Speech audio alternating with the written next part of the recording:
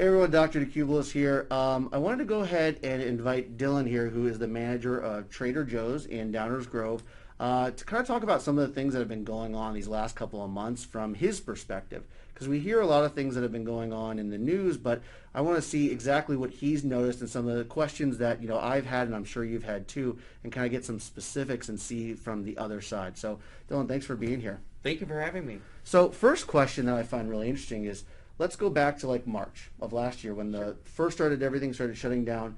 What was the first impact with the store that you noticed? Well, we got incredibly busy. People were really buying us out with every single thing that you could possibly imagine. The frozen section, that was the first to go. People thinking that they could obviously buy all those items, freeze them, so they wouldn't have to leave their houses. There was a little bit of nervousness when it came to fresh product, like fresh salads, fruits and vegetables, anything that was kind of out and raw. I would say that was probably the last thing to really go because people were nervous about, how many hands or, exposure that it's had to different people breathing on it and things like that. However, I couldn't tell you, I came to work 4 days in a row. We had no milk. We had no eggs. The produce was wiped out. Freezer, forget about it. Meat section was gone. There was really, truly hardly anything left. Canned goods were obliterated. Pasta sauce, anything that you could possibly think of for dry staples were all gone. So it did affect our store hours of operation because we simply just didn't have product coming in fast enough for people to sell. The supply hadn't quite caught up with the demand yet. So right. We had to shorten our hours. We're normally open 8 in the morning till 9 at night. We changed that from 9 in the morning till 7 at night at first. So that's really interesting that the reason the store hours changed wasn't even so much because of spread or anything like that. It was really just because of supply and demand initially, right? Initially, I would say that is definitely the truth. We just did not have the product. We were ordering as much as we could, as quickly as we could, reacting to our sales and everything like that. However, with all the stores basically doing the same thing, our warehouse really just ran out of product, and they had to figure out a way to evenly distribute, our grocery items like our canned goods and our pastas and soups, etc. And as well as our produce and dairy and eggs, every store was allowed to receive, a certain number of cases, and when you sold out, you sold out. You had to wait for the next day. Fortunately, we were still receiving all of our shipments just in much less quantity than we would normally receive it. Now, when it comes to that, and it comes to the reordering and everything, now obviously there's multiple Trader Joe's all over the country. So how does it work? Do certain stores have a hierarchy, they get something, or is it based on what the stores specifically sell more of, or how does that work when it comes to ordering and the likelihood that you're going to get what you order? Well, typically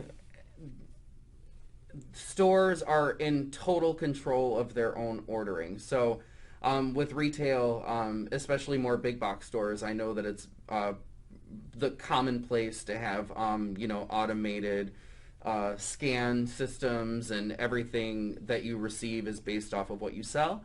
However, with Trader Joe's, we're able to control all of that stuff on a normal basis. So if we need 2 cases of jumbo eggs for the next day, then we order the 2 cases of eggs.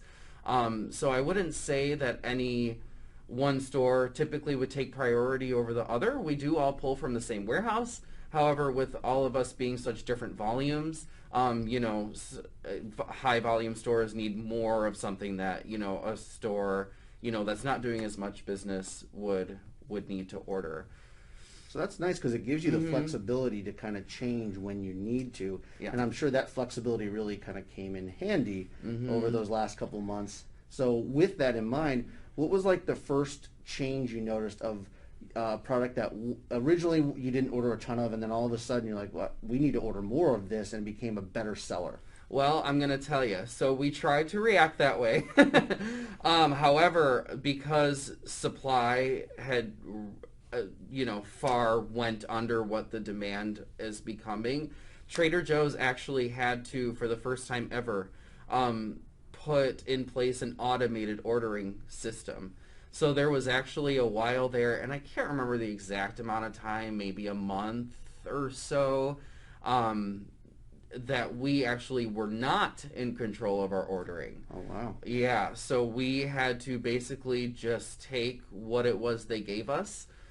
Sometimes we got lucky and it was stuff that, the customers really wanted or that we really needed to fill our shelves. Sometimes it was, 5 cases of kidney beans that we would receive on the grocery pallet along with, almonds or, so basically anything that we could get our hands on as a company would be sent to the warehouse, and then they would decide, of course, based on volume, sales dollars, how much each store would be distributed. For things like eggs, milk, lettuces, anything that's like a major staple in the house, I believe that it was pretty much the same across all stores. Like every store would be able to receive, 2 cases of eggs, 5 cases each of, each type of milk. Some milk wasn't even available at all. So it was very interesting for us to kind of let go of that because it's so ingrained in our culture. So it was really, it was an adjustment to kind of coach my crew and just say, hey, that this is going to be a temporary situation. And that Trader Joe's is really doing everything that they can to get products on the shelves, any product for people to buy during these tough times. Now, how long would you say it took, before things started to get a little bit more normalized just from an ordering standpoint? It took a good 3, maybe 4 months for us to be able to order exactly what we felt like we needed. They did turn on our self-ordering, I'll call it, eventually. We didn't have the automated for very long. However, once we turned our order power back on, we were noticing that, we were ordering some things, but they just weren't sending them to us. Just because, again, I think that it was still, really trying to even out what was available and what wasn't in the warehouse and things like that. But interesting. Mm-hmm. Now, is there anything that you have changed, either that since everything is, since it's been going on for a while, things have started to get a little bit more normalized now than they were last year? Mm-hmm. Is there anything that you find yourself stocking more of now than you were last year? Absolutely. Our frozen section, and I would say that any item over there is such a hot ticket right now because people really are craving the security of put it in the big freezer and then we have food if we ever need to go on lockdown again or, if things get really bad. So, our operational changes were, first of all, we had to hire. We had to hire lots of people because, once we started to get everything replenished, we kept a ton of customers because no one's eating out. People are cooking at home, so everybody's grocery shopping. And with things being shut down, I would almost say that going to the grocery store is a little bit of a social outlet for people now too, because, it's one of the only places that you can actually go and have a human interaction. Excuse me. So, I mean, we had to put, from, let's just say from the time we used to open at 8 in the morning, all the way up until 12 o'clock, 1 o'clock, I mean, we would be able to basically ignore the frozen section. Now it's like, I mean, there has to be somebody over there pretty much every hour of the day, just making sure that, that stuff is getting pulled and worked and, we're in stock for our customers of all of our popular dinner items and entrees and frozen rice and vegetables and fruits are huge. So I mean that is just one of the many operational changes that we had to make. Yeah, that's very interesting. Mm-hmm. Now, speaking of kind of operational changes, did you notice anything about the times when you were more busy, especially with people working from home, kids being remote learning? Did it change the times when people were shopping at all? At first it felt like we were mostly busy all the time. However, with the introduction of e-learning, people working from home, our store in, the suburb of Downers Grove used to be more of a daytime store traditionally. Our peak would be anywhere from 11 to, 5, 6 at night. However, we have noticed, especially recently these past, I would say 2, 3 months, that we're not getting our rushes until 2, 3, sometimes 4 o'clock at night. But we're getting big rushes, so it just shows me that people are tied up at home and doing the things that they need to do, and then they're coming to the store a little bit later.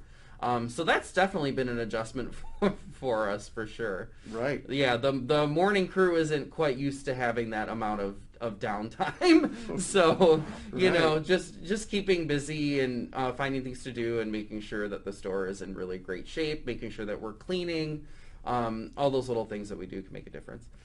Now, is there anything that you have completely stopped selling or doing that you used to do before, or has everything kind of got back to close to where it was before? Well, I don't want to say there's anything that we've completely stopped selling, which is good for us. Anyone who's shopped at Trader Joe's knows that we have our beloved Joe's Kitchen, where you can go in the little corner of the store and you can sample some of our favorite beverages, foods that we would create. Actually, we have a whole demo team who comes up with recipes for customers to try to really highlight our products. And unfortunately, given the fact that that's a lot of person-to-person contact and it's food, we unfortunately are not able to do that right now. It'll more than likely be the last thing to come back. Right. So our customers really miss it. We miss it too. Trust us, we do. So I would say, as far as the biggest thing that still is not quite back to normal, it would be that. And that makes a lot of sense too. Mm-hmm. Just Sure. with everything that's going on. Sure. And so I totally get that. Mm-hmm. Now let me ask you this: did you notice anything when we start talking about maybe some non-food items? Mm-hmm. We talk about some of the things, like I know a lot of Trader Joe's, they have like different like flours and things like that. Sure. And then also Trader Joe's has a very nice wine selection too. Oh yeah. Anything change you noticed over the last year with either the floral stuff or the wine stuff? The floral's tough because I feel like we would sell more if COVID-19 didn't put a hiccup in a lot of the back end of that operation, because there were definitely some emails that came out over Christmas and Thanksgiving, and even going into Valentine's Day, just saying, hey, due to pandemic, we're not going to be able to harvest these in time, or cut them in time, or the people who are in charge of the production, or they got sick. And so there's been a lot of hiccups in the floral department. It's holding up relatively well from our suppliers that are able to get it to us, which is great. The wine, yeah, we're selling lots and lots of wine. Oh yeah, I think it's a staple for some of these parents who are homeschooling, and Right. and you gotta hear them out. I mean, they don't get a break from their homes, and a lot of them are working as well from home on top of trying to take care of their children, and it's been a very anxiety-inducing and stressful time for some of these people. So I mean, I can confidently say, just looking at the numbers that I've seen, that our wine sales are up. They're in the double digits for comp compared to last year. So, I mean, That's good. yeah, Definitely some good. strong sales. Yeah, Uh-huh. and that makes a lot of sense for Of all the course. reasons you said too. Yeah. Now, has there been any? At any time did you ever get close to running out of wine in the store? We came close. We came close, but we never fully ran out. Just because we do have just a much more vast selection than you would even think a Trader Yeah. Joe's would have. So we never quite emptied the shelves, but yeah, we came There's a we couple came close close. calls. Yeah. Well, that's interesting. That makes sense too. Now, if we talk about kind of where the store is at today, how close are you to back to like normal operating hours, normal operating procedures, and how much of it is still like, and how close are you to normal versus March of last year? Well, okay. So thankfully, our hours of operation have consistently been for the crew and the management. We're there anywhere from 4 in the morning all the way till 10 o'clock at night. So even when we were closed early, we were still there stocking and cleaning and doing all the things that we would normally do. We just needed a lot more time to put the store back together. Right. Thankfully, the hours that were open are now back to normal. So 8 in the morning till 9 o'clock every day. The biggest challenge for us, given our small footprint, is the social distancing piece. Since we are an essential business, we can technically have, half of what our normal capacity is, which would be about 150 something. However, if we feel that customers are not able to shop 6 feet apart from each other, we'll have to basically close the doors. We always have a crew member that is stationed at the front door, and they'll just say, hey guys, we're at capacity right now. It's going to be a few minutes, something to that effect. So that, and we're not able to run every single register because of the social distancing, because it's a little bit too tight. So it's gone from being able to consistently run 7 registers all the time to only being able to run 4. And if we get really clogged up, we do have a fast lane that we open for 15 items or less. And what that does is it just helps alleviate the congestion, just so people aren't standing there for such a long time. I mean, because you want to social distance people, however, you also don't want them to be in the same space for more than 15 minutes per the CDC. So that is probably the biggest thing that we are all anxious to get back to Right. normal with the lines of people. And we feel for them. We want to help our customers in any way we can, and we want you to have that personalized Trader Joe's experience. It's just more of a challenge when you have a lot of customers to get through and you really don't have a choice in the matter. Anyway. Yeah, it's one of those things, but I think everyone's been handling it really well. Not only from the Trader Joe's side, but I think people are understanding too. They are. I haven't really seen a lot of people complaining. I mean, people know, hey, this is where we're at, and we're all going to try to make the best of it. Right. And I think people also kind of get that from you and your staff, because you guys they can feel that you guys are caring for them. That they're going to be like, hey, we're gonna help them out by being patient as well. Right. So I think it works hand in hand. Everyone kind of understanding the situation we're in. Right. And I know a lot of people were glad that Trader Joe's didn't have to close or anything Yes, like that. so were we. Yeah, and it's awesome too that you were able to keep all your employees and find ways. I mean, that's really important, especially with everything we went through last year. And hopefully we're coming out of this. But it's nice to see that a Downers Grove staple was able to really stay open, Yes. be part of the community, and get through it, and then also just be able to see the different kind of changes from a different perspective that were noticed, which is why I wanted to have you here.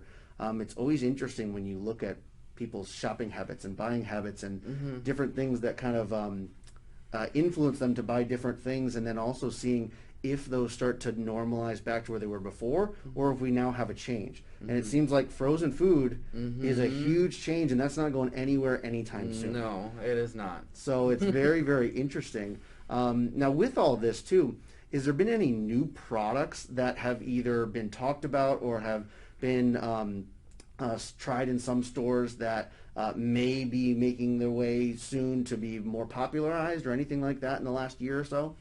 Well, So anyone who shops at Trader Joe's knows that we have seasonal products, new products, limited time opportunity buys coming in and out all the time.